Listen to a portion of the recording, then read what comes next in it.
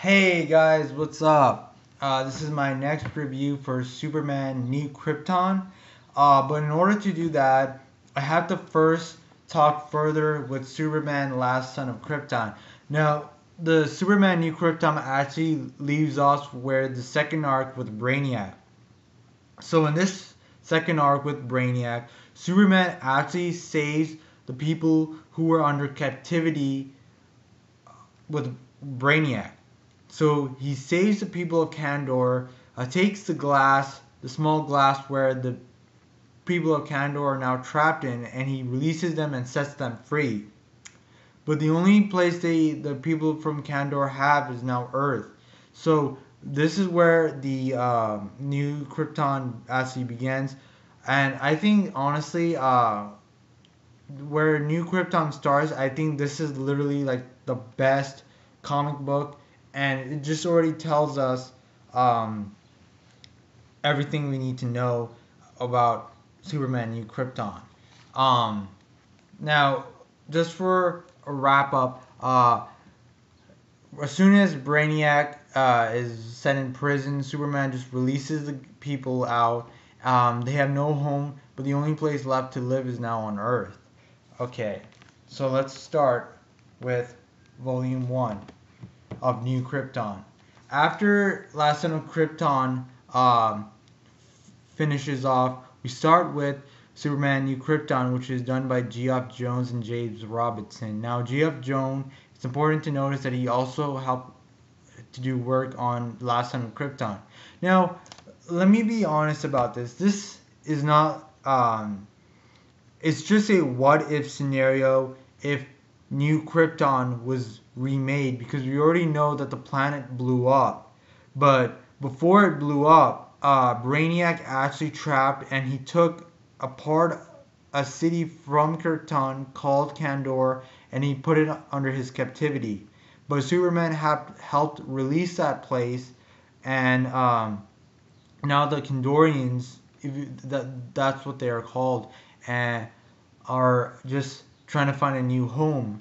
But the only place they are left with is to be on Earth. Now in Superman New Krypton, Superman has a big duty to help assist and make sure that the Kandorians are able to live well with the Earthlings.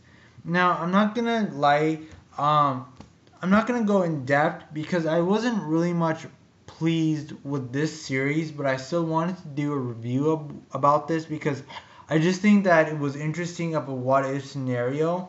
But I think that it doesn't tell us about Superman. It just wants to show us more about who Kryptonians really were. So they're just re-enfranchising Kryptonians into, they just want to give rebirth to the Kryptonian civilization and present like how Superman would deal with Kryptonians instead of humans again, like which he usually does on Earth. But I find it really interesting on Superman Earth 1 by Geoff Jones. If I was to give this 1 through 10, I would say that Volume 1 was literally the best one. Second one was pretty good, and I'm about to show you that one as well. Superman Volume 2 leaves us where New Krypton Volume 1 starts, picks up where Volume 1 ended, and it simply deals again with Superman just trying to fit into the Kandorian world. But unfortunately for him, it's pretty hard because now he's used to living with the humans and stuff.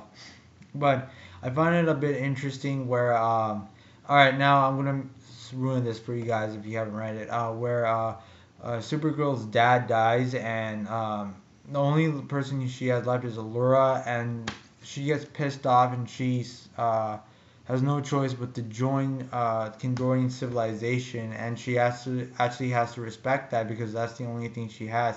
For her, she wants to fit with the Kandorians and live with them, but Superman is more bound and he's more human-like than Supergirl, which is just an interesting thing that I actually find rather cool about Superman. Now, Volume 3 and 4, I haven't read because honestly I got kind of tired about it, but I mean it's still good because I'm the kind of guy who likes Superman as a type of person who just deals with Earth.